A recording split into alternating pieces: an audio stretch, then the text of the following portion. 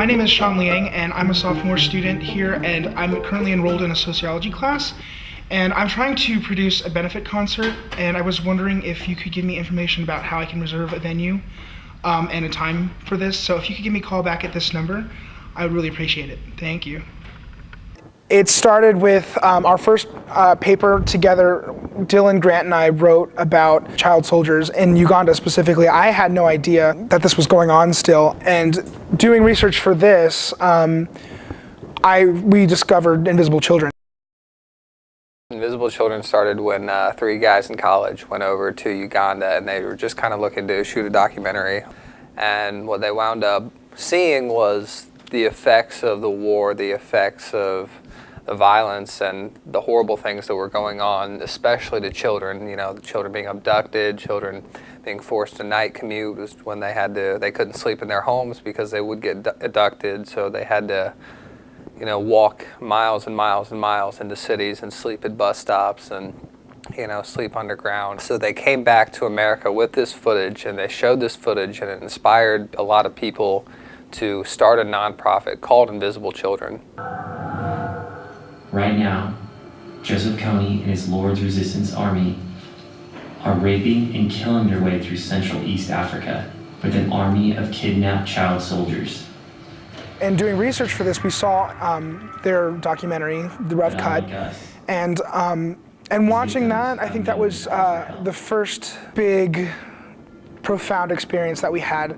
The one that really hit me, though, was a documentary called War Dance, and it was about these kids in northern Uganda, and it's just amazing to me how, you know, art in both circumstances have given people hope.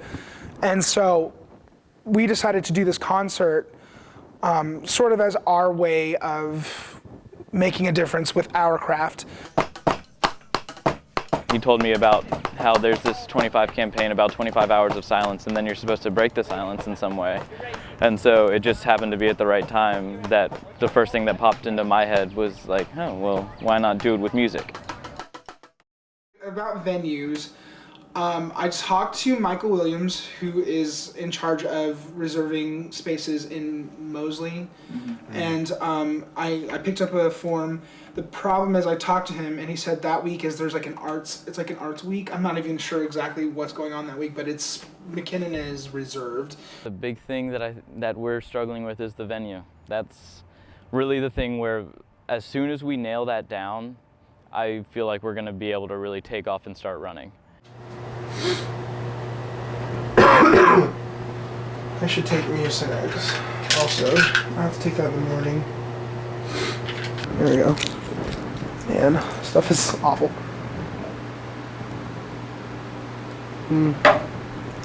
I remember when I had to take like 17 pills a day. At the time it was like they were trying to beat like allergies and stuff, but asthma was really, really bad, and so I would take that. Whenever I get sick, the asthma goes up, and the worst case scenario is I'll have an asthma attack, and then I don't have time to go to, like, I'm in the hospital. So right now I'm like, this is the worst timing. Like, it couldn't wait another week. It's just got to be when I'm the most busy, so.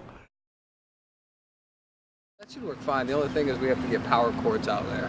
Do you guys have extension cords? They're reasonably cheap, so.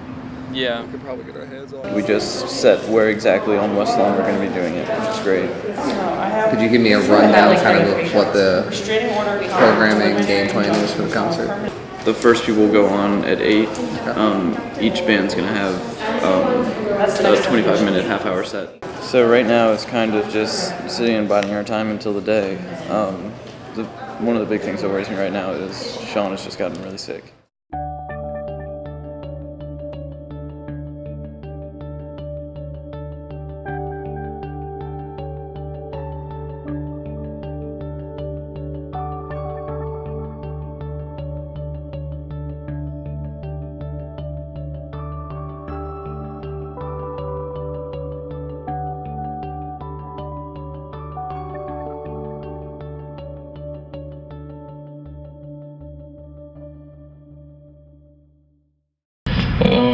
Hello. Check mic. 1 2 1 2. Hey. 1 2 3 4 5 6 7 8.